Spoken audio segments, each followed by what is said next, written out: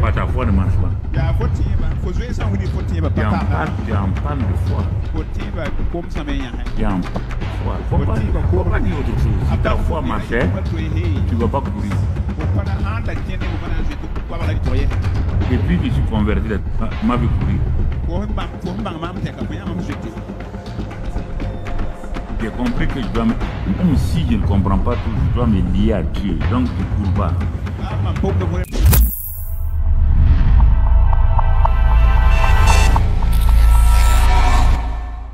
Ta bonté. Merci pour tous tes bienfaits. Nous sommes reconnaissants pour ta grâce surabondante.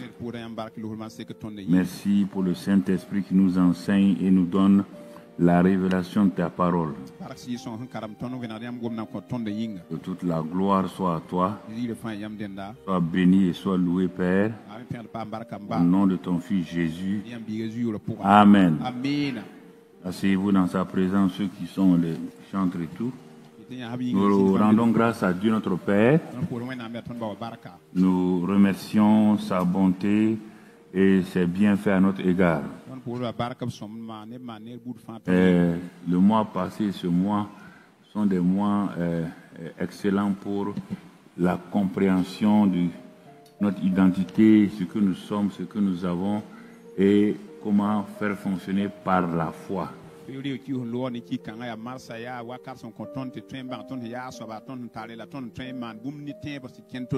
quand nous comprenons l'enseignement que nous avons reçu depuis janvier jusqu'à maintenant,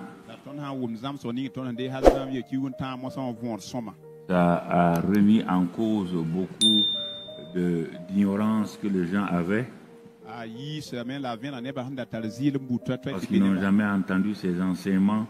Ils sont rentrés là-dedans, ils connaissent le combat, la prière, mais en réalité, au fur et à mesure qu'ils vont, ils se rendent compte qu'ils sont limités, ils ont limité Dieu aussi. Vous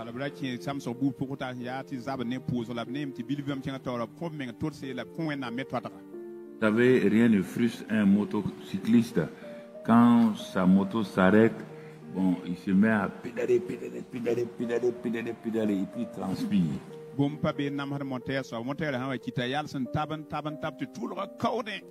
Mais ça ne démarre pas, ça démarre, ça s'éteint.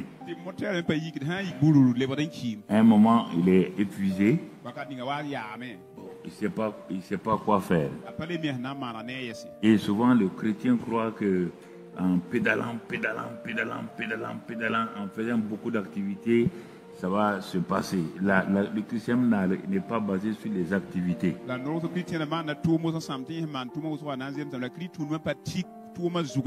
Et c'est ça qui amène la frustration, le découragement et ensuite la manipulation des uns et des autres.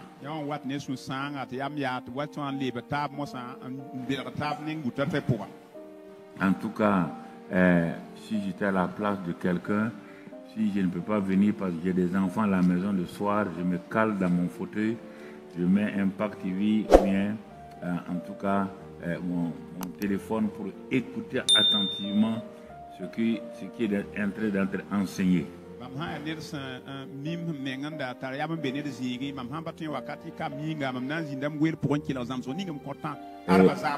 Et ça me permet d'avancer pour moi-même. Parce qu'on enseigne depuis janvier, là, c'est pour soi, c'est pas pour le ministère lui-même, c'est pour soi-même. Et parce qu'avec les enseignements sur l'école du ministère, nous complétons ça. C'est pourquoi on va en parallèle avec les deux enseignements du mercredi et du vendredi.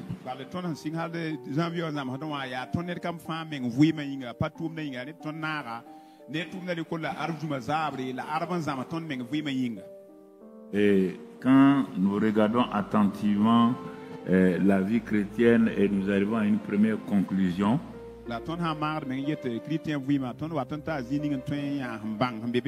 il y a un Dieu créateur dans les cieux qui a créé des hommes sur la terre. Et regardez bien, dans un premier temps, le ciel et la terre sont séparés. Mais ce Dieu-là veut que ceux qui sont sur la terre gèrent la terre à sa place.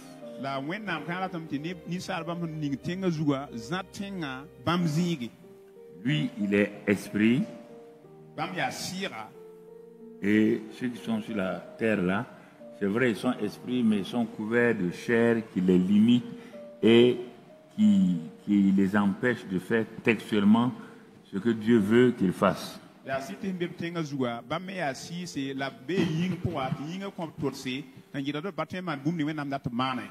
Et ceux qui sont sur la terre ne le voient pas directement. Alors, qu'est-ce qu'il va faire? Il va mettre une relation entre les deux. Qu'il va faire appeler la foi. Et c'est pourquoi un des auteurs de la Bible insiste sur ça: le juste vit par la foi, marche et vit par la foi. Et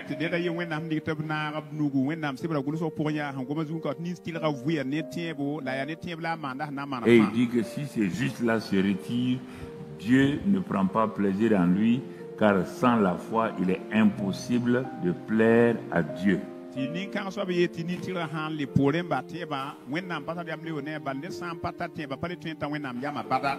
c'est ça que nous essayons, c'est ça que nous faisons tout pour enseigner. Parce que les gens se disent, il faut prier pour moi, il faut prier. Ce n'est pas la prière qui est l'élément important. Si je prie, tu n'as pas la foi, ça ne marchera pas. Ça ne marchera pas, ça ne marchera pas, ça ne marchera pas.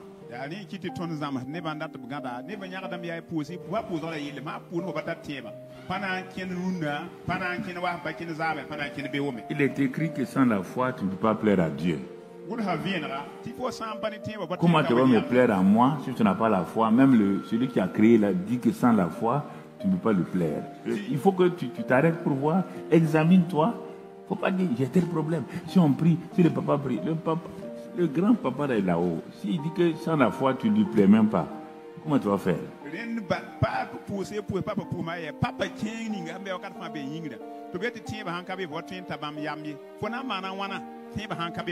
Mais s'il dit ça, c'est pas pour t'embarrasser. Quand on dit ça, certains sont assis, ils sont découragés. Mais il te donne la foi pour l'utiliser. Tu ne veux pas l'utiliser, tu veux qu'il fasse quoi? Il t'a donné la foi. Tu n'as pas besoin de moi ni de lui. Exerce seulement ta foi et tu as la chose. C'est pourquoi depuis ces 4 dernières semaines, j'amène la foi à un niveau vraiment très, très, très élémentaire.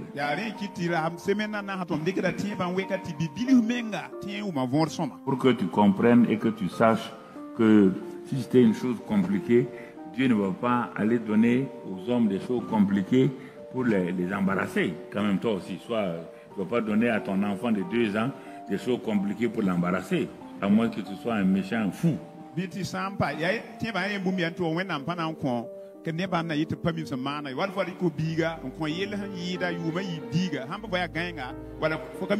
Le problème, vous n'avez pas confiance en lui. Vous pensez que vous venez de rien. Vous pensez que vous ne valez rien. Vous pensez que ce n'est pas possible. Bon, si tu vas devant Dieu avec ça, là, sache que toi et lui, vous n'allez pas vous entendre. Ton langage, tout le temps en train de dénier Dieu. Ton langage. Quand tu ouvres la bouche pour une petite situation, tu annules tout. Tu ne parles que le langage apparent de la foi, que ici, quand tu chantes avec les chantres là, ou bien on te dit de lever la voix, et en dehors de ça, quand tu sors seulement, tu as un autre langage. Ça ne peut pas marcher.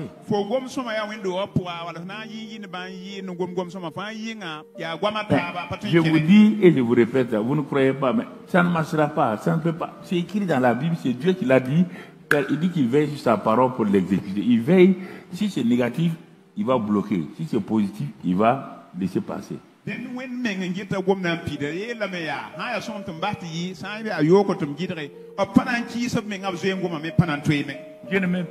je suis pasteur, je ne me précipite pas pour faire les choses.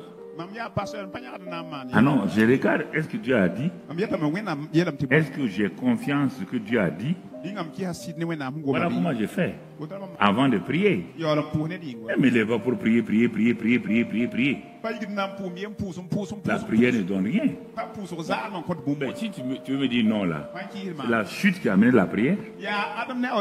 Vous voulez faire semblant comme si vous connaissez la prière mieux que moi. Tant qu'Adam n'a pas péché, là, est-ce qu'il priait? Est-ce que tu le vois prier? Lui, Dieu parle. Dieu vient et dit, bon, donne un nom à tous les animaux. Imaginez des milliards d'animaux, des insectes, des reptiles. Dieu, et Adam s'arrête, il donne un nom à chacun. Sans problème. Regardez la capacité que Dieu lui a donnée. Et par la nouvelle création, lui-même est venu habiter en nous. Adam, Dieu n'habitait pas en Adam. Dans la nouvelle création, lui-même il est venu habiter en nous. Et il te dit, ce n'est plus toi qui vis, c'est moi qui vis. Et toi, tu es inférieur à Adam. On te dit que celui qui est né dans le royaume là, il est plus grand que tous. Mais toi, tu ne crois pas à ça. Mais tu veux que Dieu fasse quoi? Non, il te pose, tu veux que Dieu fasse quoi? Si tu le traites de menteur, il dit tu es plus grand que tout ce qui est au dehors. Et regarde, tout ce qui est au dehors, toi, tu es plus grand, plus intelligent, plus de connaissances. Parce que celui qui est en toi, là, il est plus grand que celui qui est au dehors. Mais pourquoi tu ne le loues pas? Pourquoi tu ne le remercies pas?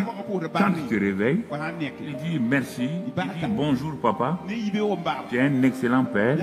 Vraiment, cette journée-là, nous allons l'aborder ensemble. Parce que tu es en moi, tu viens en moi. Dès que toi tu te réveilles, Seigneur, donne-moi ça, donne-moi ça. Donc, tu es indépendant de Dieu. Tu veux que Dieu te donne une force. Toi, tu es indépendant, tu fais ce que tu veux. Et Dieu va te donner. Dieu va te donner. Il te pose la question. Tu vas en faire quoi? Si tu donnes la puissance, là, tu vas en faire quoi? Tu vas aller te vanter quelque part et Satan va te frapper. Ce sont ces choses simples-là. Quand je me réveille, c'est ça. Je le remercie. Je dis comme il est bon, comme il est merveilleux. Je ne regarde pas mes sentiments. Je ne regarde pas ce que je ressens. Quand je me réveille, il peut venir dans la douleur. Ce n'est pas mon problème. Satan peut m'entourer tout de suite avec des pensées ténébreuses. Ce n'est pas mon problème. Je commence à louer Dieu. En 2-3 minutes, j'assainis mon environnement et je commence à parler en langue. C'est comme ça que je vis. Je viens te donner ça. Non, non, toi tu réveilles, Seigneur. Qu'est-ce qui va nous arriver cette journée? Ce qui va t'arriver, va t'arriver. Tu viens de mettre autour de toi une atmosphère négative. Tu viens de proclamer que cette journée-là, tu la commences mal et tu vas la terminer mal. Bon. Ah, il faut qu'on dise, c'est ça la vérité? Ah, on ne peut pas mentir. Donc, toi, ton mensonge, là, c'est la vérité. On te dit que tu connaîtras la vérité et la vérité te rendra libre. Et ta vérité te lit dès le matin. Et c'est ce que tu appelles là. Bon, comment on ne peut pas nier que mon mari est comme ça? Est-ce qu'on t'a dénié? On t'a parlé de réalité et de vérité. On te parle de deux mots, réalité et vérité. Voilà. Pas compliqué faire des thèmes de séminaires compliqués que une vieille femme édentée, elle ne comprend pas français. Tu fais un séminaire, il ne comprend pas ce que tu as dit. Les anges remis la tête, vraiment, les enfants de Dieu là. Cette maman-là, elle n'a rien compris dans le séminaire. Et pourtant, il s'est agité. Elle s'est agitée. Elle a dit des gros mots, des gros mots. La moitié de l'assemblée n'a rien compris. Tu veux avoir 100% au concours à l'examen du BPC du baccalauréat. Amène les totaux à comprendre. Si les totaux ont 10 de moyenne, il y aura 100% de succès. Mais si ce sont les 10 premiers qui ont 18 de moyenne, il y aura 10% au baccalauréat. Un enseignant, c'est comme ça. Il descend au niveau le plus bas. Il met la connaissance dans ceux qui sont ignorants. Si le niveau des ignorants monte, le niveau de succès monte. Si tu veux aussi avancer, il faut que ton niveau de connaissance augmente. On parle de partout la connaissance. Mais cette connaissance va venir d'où? Toute la question est là. Et pourquoi ce soir on va tout juste aborder, on va continuer encore en disant la foi est basée sur ce que Jésus a dit, fait et non sur nos performances.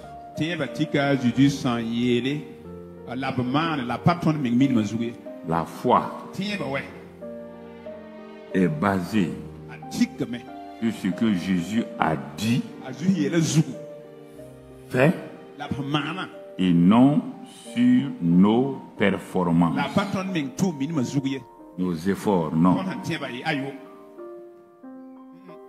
Prends Romains 10, 17, tu vas voir que c'est simplement le commentaire de Romains 10, 17.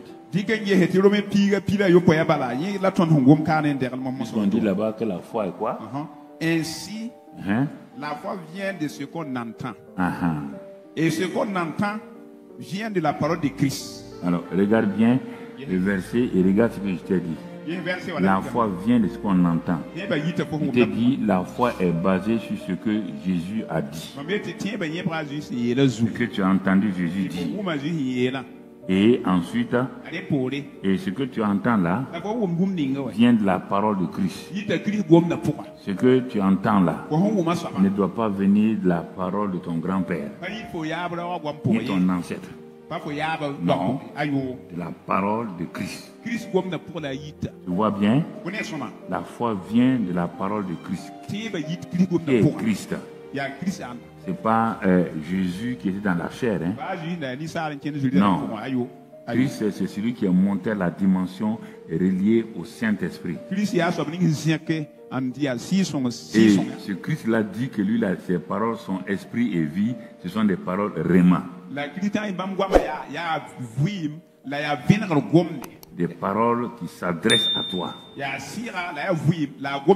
qui te concernent, qui sont en relation avec ton problème et sa volonté. Alors, si tu es dans la volonté du Seigneur, Dieu dit, la foi là va se dynamiser. Elle est déjà en toi. Romains 12, verset 2 et 3. La mesure de foi t'a été donnée. Elle est en toi. Mais elle ne bouge pas. Pourquoi? Parce que vient là, ça ne veut pas dire que chaque jour que la foi vient du ciel. Non. Elle est liée, la foi est liée à ce qu'on entend, et ce qu'on entend doit être lié à la parole de Christ.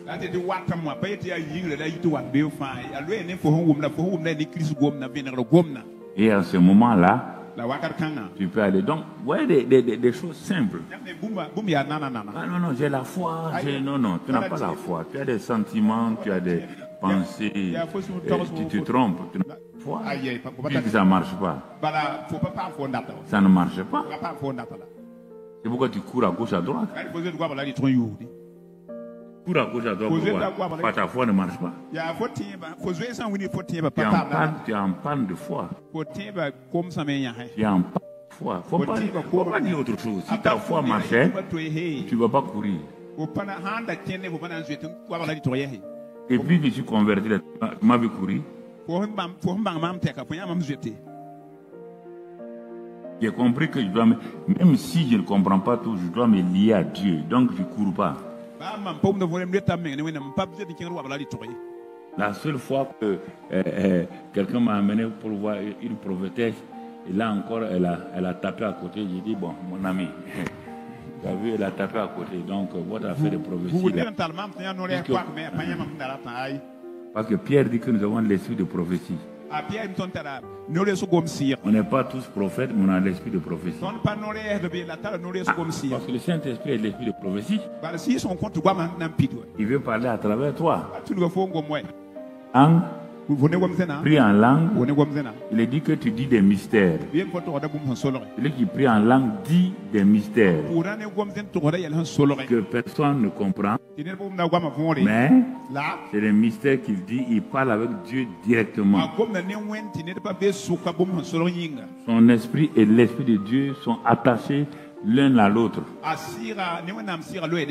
Et ils sont en train de se parler. Et le Saint-Esprit va transformer ça en pensée, en parole, en image.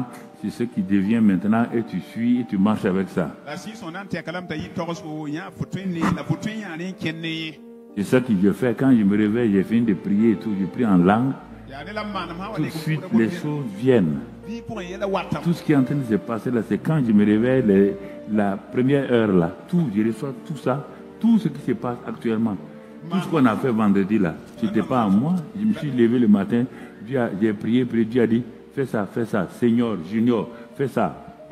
Je n'ai pas demandé à quelqu'un. Est-ce que j'ai consulté un d'entre vous? Même la maman, je ne l'ai pas consulté. Je dépends du Saint-Esprit. Comment? On parle ensemble dans le langage d'intimité. Je parle en langue. Ça peut être la langue des anges, la langue d'un pays. Je ne comprends pas. Et je parle à Dieu. Dieu me parle. Je parle à Dieu. Dieu me parle. Il sait que je ne comprends pas la langue. Il va la transformer dans une langue compréhensible. Français, Gula ou bien anglais. Obligatoirement. Il est poli. Il sait que je ne comprends pas. Il va me parler. Mais toi, tu es unilatéral. Tu demandes à Dieu, tu demandes. Comment ça va marcher? Quand je vous dis ça, vous ne croyez pas. Vous sortez et vous cherchez des prophètes et des prophétesses. Ok. Continuez à les chercher. Il n'y a pas de problème. Comme ça te regarde. Ça ne me regarde pas.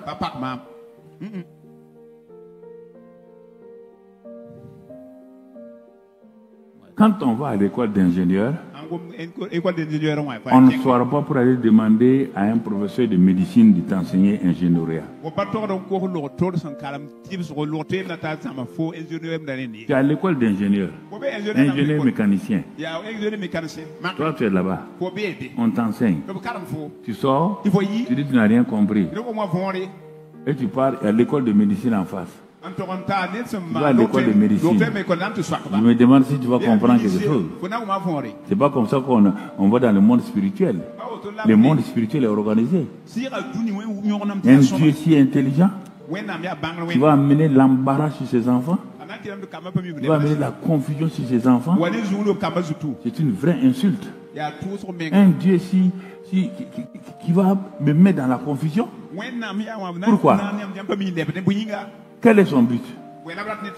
Tu as déjà pensé à ça? Réfléchis. C'est toi, le problème. On dit qui est menteur? Ou Dieu ou toi? Ce n'est même pas la peine des choses. C'est toi qui es menteur, c'est moi qui suis menteur. Après, tu dis que ta vie ne va pas. Comment ta vie va aller? Si tu as une voiture à essence, on met de l'eau savonneuse dans toi. C'est la plupart des chrétiens font ça. Ils prennent une voiture, même les voitures, ils prennent une voiture à essence, ils mettent gasoil. Mais le moteur est grillé. Je ne sais pas pourquoi quand ils essayent de dire que vous appelez votre vie là, vous voulez faire tout. Vous êtes dans ça là, vous allez aller où? Parfois je vous regarde, mais je suis étonné. Il dit, mais c'est pas possible. Un garçon intelligent comme ça à l'école. Mais ça y est, Dieu seulement, il devient fou. On va faire ça, on va faire. Tu vas faire quoi? Tu es basé sur qui? Sur quoi? Qui t'a parlé? Ah non. Ah donc toi tu crois qu'il suffit de venir chez Dieu, tu as un problème, tu dis à Dieu, Dieu va faire. Qui t'a dit ça? Les mensonges là, qui? Montre-moi ça quelque part. Tous ceux qui ont réussi là, les Abraham là, Abraham a demandé à être le père de la nation. Moïse a demandé à être libérateur. David a demandé à être roi. Mais pourtant, ils sont devenus les plus performants.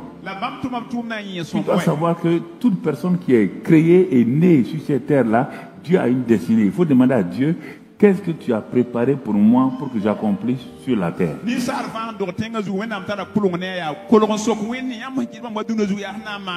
Et comme tu ne veux pas passer d'abord par Planton pour devenir DG, Dieu te propose 10 Planton. Il dit, moi, est-ce que tu sais que j'ai un master? Dieu dit, oh, ce n'est pas le niveau de diplôme. Je vais t'apprendre. J'ai appris à Rockefeller, il balayait dans un établissement financier. Quand il a commencé à balayer, je lui ai donné une pensée. Il est devenu l'un des premiers banquiers les plus puissants de la terre. Il dit, va prendre les livres là, lis leur biographie. C'est ce que j'ai fait. J'ai acheté des livres partout. Partout. Dans ma chambre est tapissée de livres. Je lis pour voir leur biographie. Pourquoi certains ont échoué, beaucoup ils ont réussi. J'ai appris d'eux la loi du succès et la loi de l'échec. Et ce que je savais, j'ai ajouté ce qu'ils savaient dans ma vie. Et c'est ça qui m'a donné des percées. Ce n'est pas des prophéties de prière. Non. Ce n'est pas les prophéties de prière. Ah non. Tout sauf ça. Je n'ai pas vécu par prophétie et prière. J'ai vécu par la connaissance. Dieu dit que mon peuple périt par manque de connaissance, non pas par manque de prophétie. Et si quelqu'un te donne la prophétie, comment il va la réaliser? Il t'a mis dans un problème. Il ne t'a pas montré le chemin. Ah ouais, j'ai vu que dans tant d'années, tu seras Premier ministre. Il t'a créé un problème. Quel est le chemin pour être Premier ministre? Il faut que tu connaisses le chemin. Ce n'est pas Dieu qui va venir te dire. Ah, celui qui t'a dit que tu seras Premier ministre là, il n'a qu'à te montrer la voie pour être Premier ministre. Entrez dans l'intelligence, mes enfants. Entrez dans l'intelligence. Vous êtes devant un homme intelligent, très intelligent. Vous entendez? Que vous soyez d'accord ou pas, j'ai l'intelligence de Dieu, donc je suis plus intelligent que vous tous. Ah oui, non. Tu peux dire ce que tu veux. Moi, ce n'est pas mon diplôme. Donc, je viens te communiquer ça. Pour que tu ailles de l'avant. Si moi je te communique ce que j'ai, toi tu as ton intelligence, obligatoirement, tu vas performer plus que moi. Je ne sais pas pourquoi on veut t'aider. Non, tu tournes malin, tu orgueilleux, tu veux tourner. Continue. Tu verras où tu vas aller. Parfois, je deviens dur pour vous réveiller. Comprenez? Ce n'est pas une question de diplôme. Ce n'est pas une question de position. C'est une question de révélation.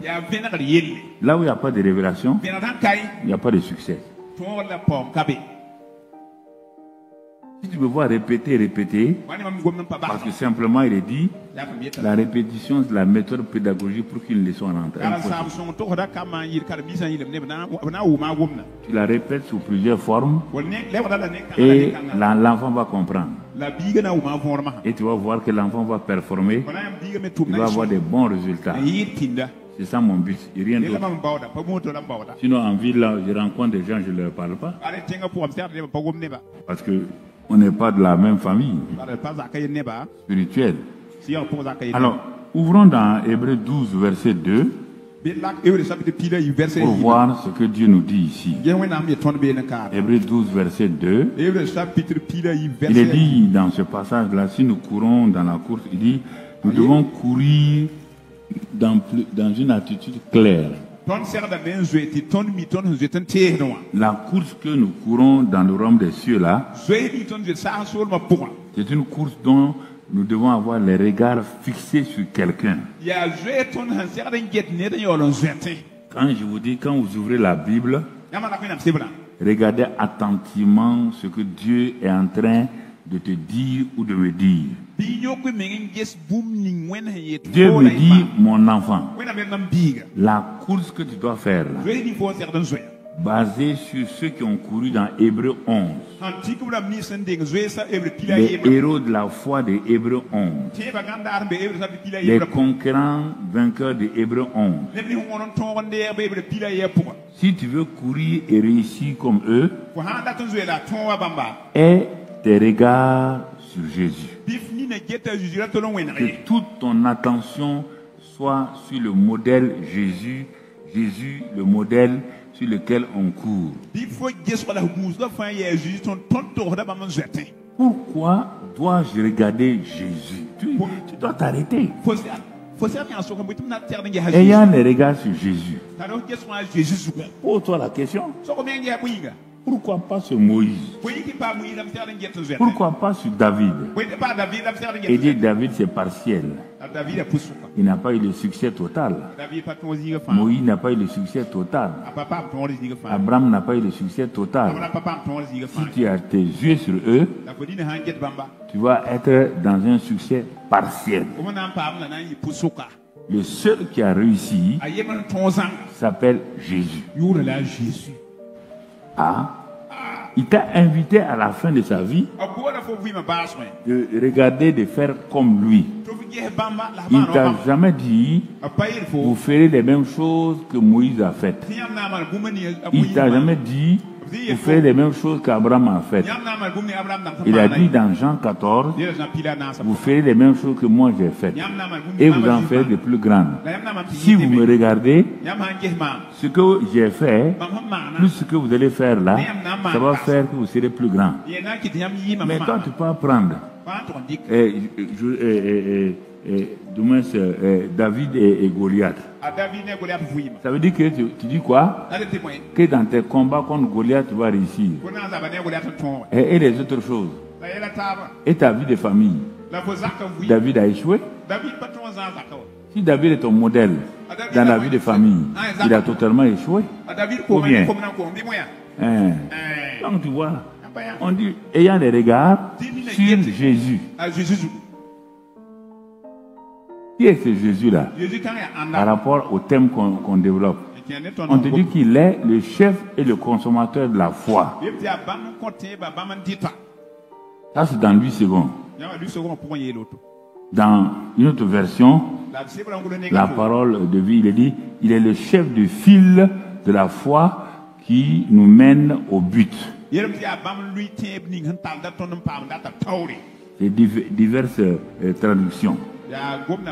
Chef de file de la foi qui nous mène au but. Ou autre traduction encore, Jésus fait naître la foi et la rend parfaite. Ça, c'est parole de vie du moins. Il fait naître la foi et la rend parfaite. Je crois que Darby dit, Jésus dont notre foi dépend du commencement à la fin. Donc tu vois les différences. Si je prends toutes les différentes versions, que ce soit protestant, catholique, c'est la même chose avec une petite variété. Donc tout le christianisme s'accorde qu'il n'y a pas de vie sans regarder Jésus. Il est le chef. Il est le chef de file Il fait naître la foi. Et notre foi dépend de lui. C'est ça Jésus. C'est lui qui l'a fait, qui l'a créé et qui l'amène à la perfection. Alors, si je suis intelligent et je vois que c'est ça là, je ne vais jamais écouter la définition de la foi par quelqu'un d'autre. Ah non. Si tu veux, il y a au moins 10, 15 traductions en français, en anglais, en allemand, en espagnol. Tu peux apprendre et tu t'assois et tu vas lire ce verset-là.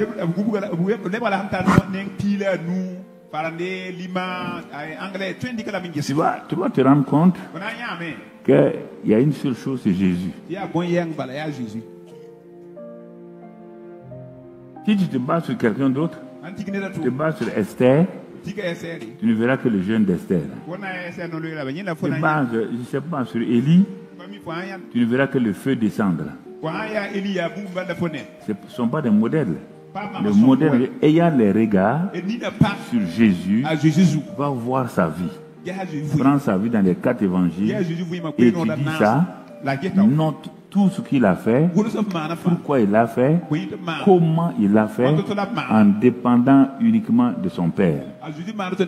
Quand tu as fini de remplir 3, 4 pages de ça, sur ce que Jésus est, ce qu'il a, ce qu'il a fait, tu vas te rendre compte que tu n'as jamais suivi Jésus. Que tu suis des choses à gauche, à droite, parce que tu veux réussir. Et c'est pourquoi tu ne réussis pas. Je t'en supplie, fais cette étude-là. C'est dans ma Bible. C'est dans ma Bible là. J'ai tout étudié ça. J'ai écrit dans ma Bible. Tu comprends? J'ai étudié ça. Et j'ai tout écrit dans ma Bible.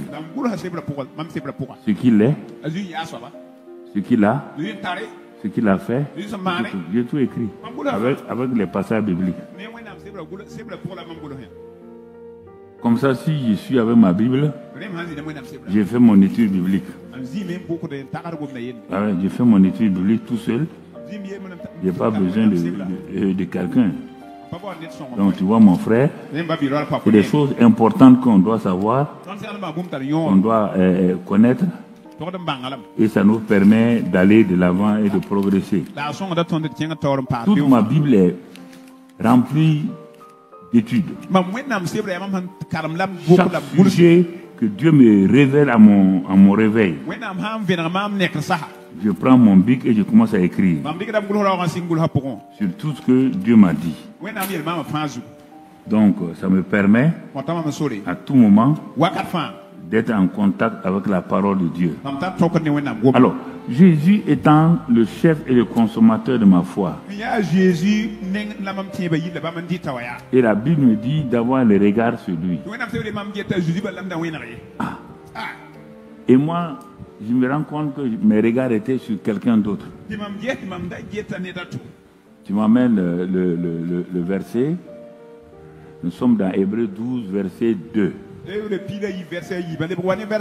Et qui a en vue, lui aussi, qui a en vue de la joie qui lui était réservée. Ah bon? La joie qui lui était réservée, il a accepté la souffrance de la croix. Il a été méprisé, il a méprisé l'ignominie. Et finalement, quand il a tout fini, il s'est assis à la droite du trône de Dieu. C'est là-bas où il t'invite. C'est là-bas où il t'invite. Pour que toi aussi tu finisses là-bas.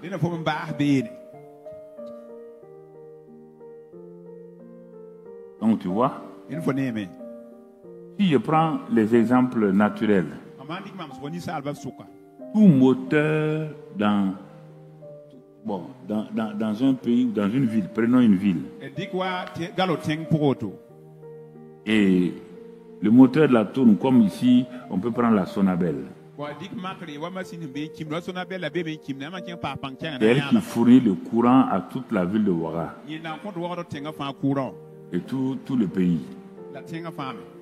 Et un jour tu te lèves et tu mets en marche tes contacts là, tu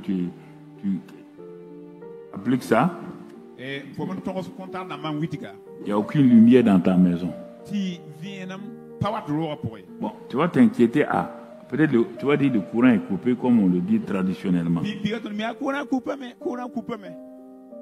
Mais au bout de quelques temps, il n'y a toujours pas de courant.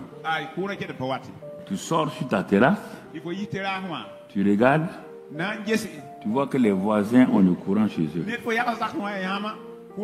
Donc tu passes à un deuxième niveau. Un deuxième niveau d'inquiétude. Écoute-moi, c'est des choses simples, mais pourtant tu les négliges. Bon, tu te poses la question, mais comment, peut-être ils ont des groupes électrogènes ou quoi.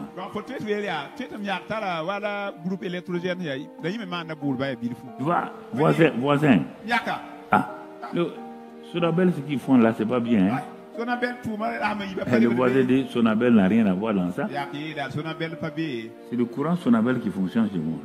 Alors, mais pourquoi moi j'ai pas le courant?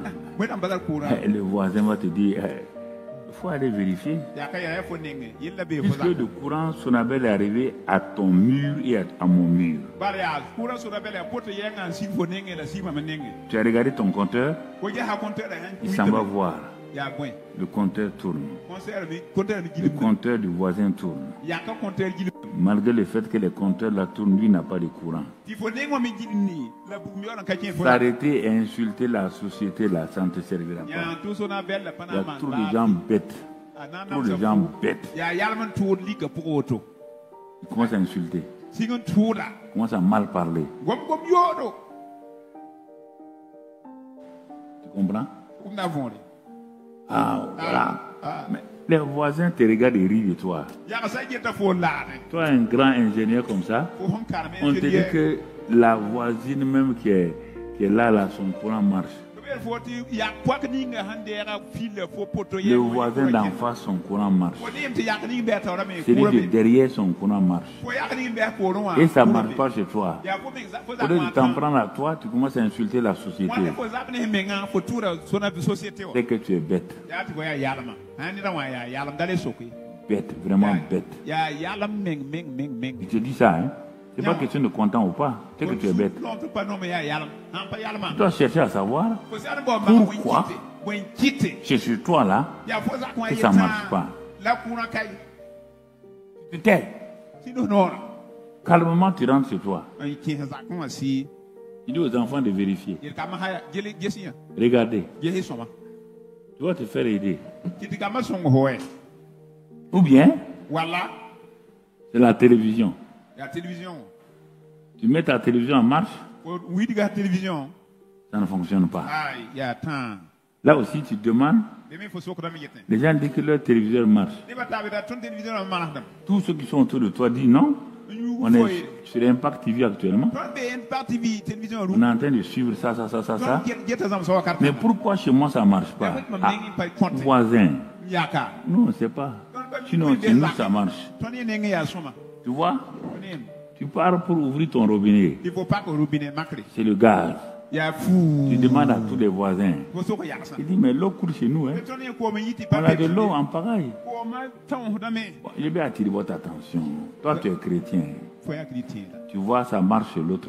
Tu vois l'autre chose. Et ça ne marche pas chez toi. Quel est ce démon-là qui te bloque, toi, qui n'a pas bloqué ton voisin? Dis-moi un peu.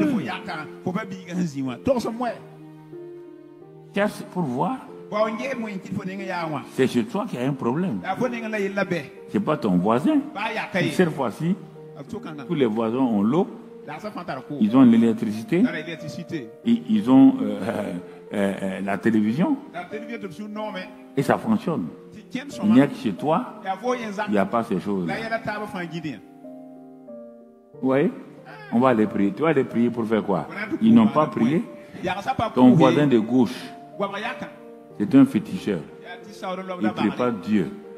Ton voisin de droite, c'est un marabout fié-fié. Ton voisin d'en face, c'est un athée.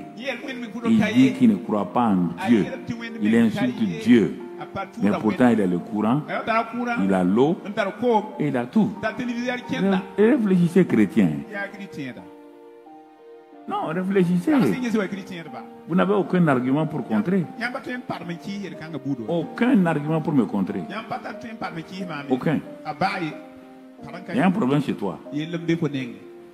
Il y a un problème chez toi. Il faut le résoudre.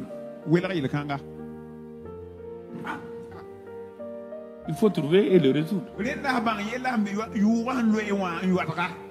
Ah, bon. Est-ce qu'on peut faire des séminaires sur le mariage? Pourquoi on va faire séminaire sur le mariage? Tu as fait séminaire avant de te marier? Non. Pourquoi tu veux qu'on voie pour toi? Va voir pourquoi les autres mariages fonctionnent. Va voir comment les autres font marcher leur mariage. Va voir.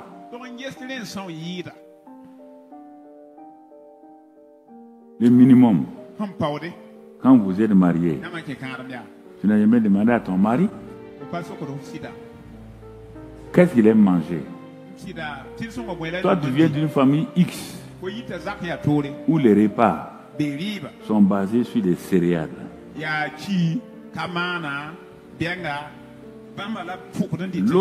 L'autre vient d'une famille où c'est les légumes. Maintenant, écoute, c'est des choses simples qui font que on n'a qu'à faire séminaire qu'on veut, ça ne changera rien. On n'a qu'à faire, papa, on n'a qu'à faire séminaire. Si vous voulez, je vais vous faire 10. Et je vais vous évaluer. Vous allez voir que c'est ton caractère qui bloque le séminaire. C'est pas... Voilà. Bon. Et dans chacune des familles, vous êtes des chrétiens. Et votre maman, donc, vous a habitué à 6 ou 7 sortes de repas, donc, dans votre famille.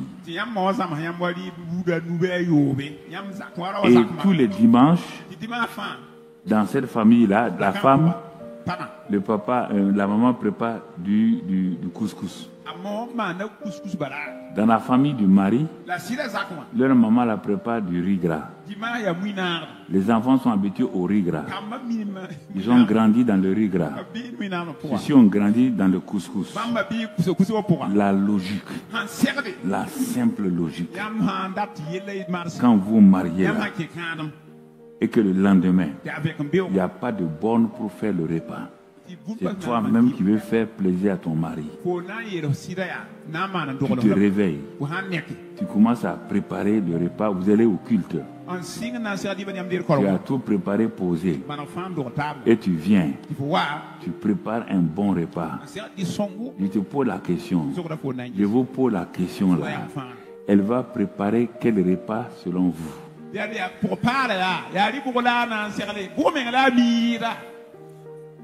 Le repas que sa maman a l'habitude de faire quoi? Oui ou non? C'est ça qui mange tous les dimanches, non? Pour elle, toute personne qui est quelque part doit manger le repas du dimanche qu'il mange. Non, écoutez, c'est ça qui fait que les mariages ne fonctionnent pas, les mariages chrétiens. Elle est de bonne volonté. Elle prépare le repas qu'ils ont l'habitude de manger chez eux. Et le mari vient, parce qu'il a duré à l'église, il vient, il dit, bon chérie, j'ai mis le repas. Il vient, il s'assoit. Écoutez-moi, il ouvre le plat. Il trouve quoi? Il trouve le riz gras. Alors que chez eux, il mange couscous. Sa réaction, et homme là, soyez honnête, la réaction. Non, mais je vous donne des secrets. D'un homme, simplement un homme. Vous croyez qu'il va manger ça sans parler? Il va dire, bon, s'il est patient, il va parler. S'il est impatient comme moi, ah bon? C'est riz gras.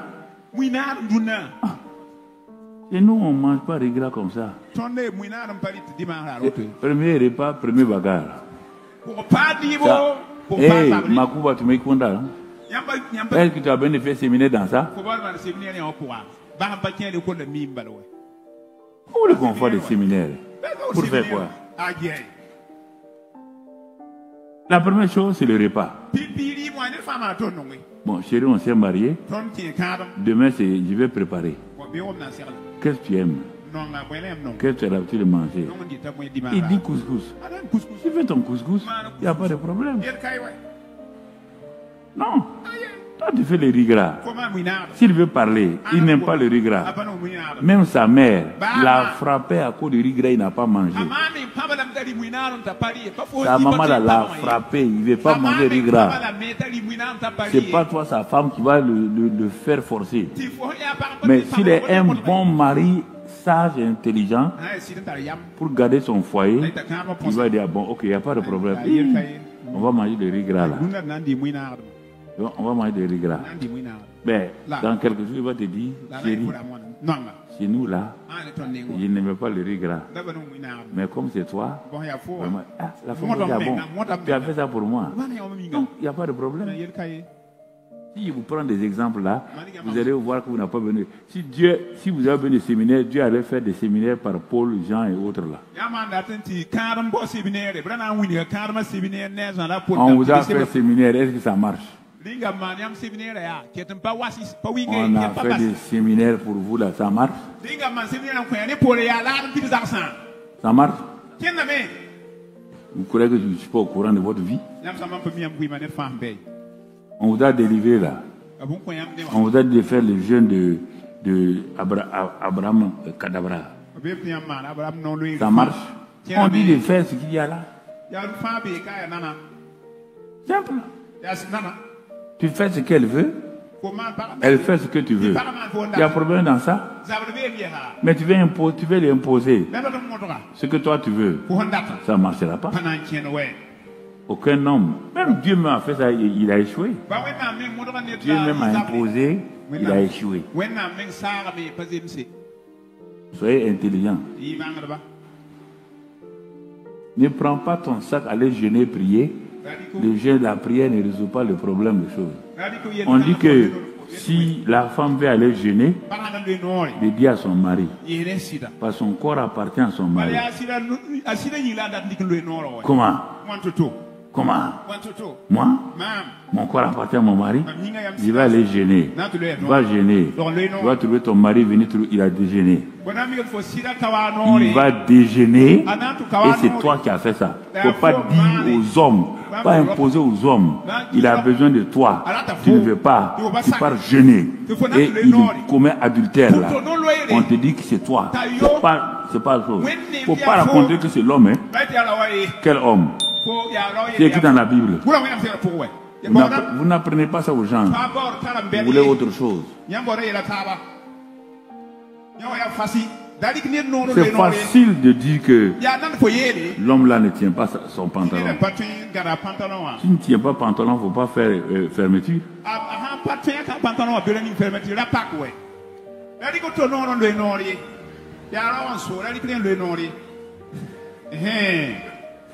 Non, il faut qu'on parle clair, face à face. Pas tourner autour du pot. On dirait à quelqu'un qui est content, c'est Maoudou. Pourtant, ma fille elle est bien. Voilà.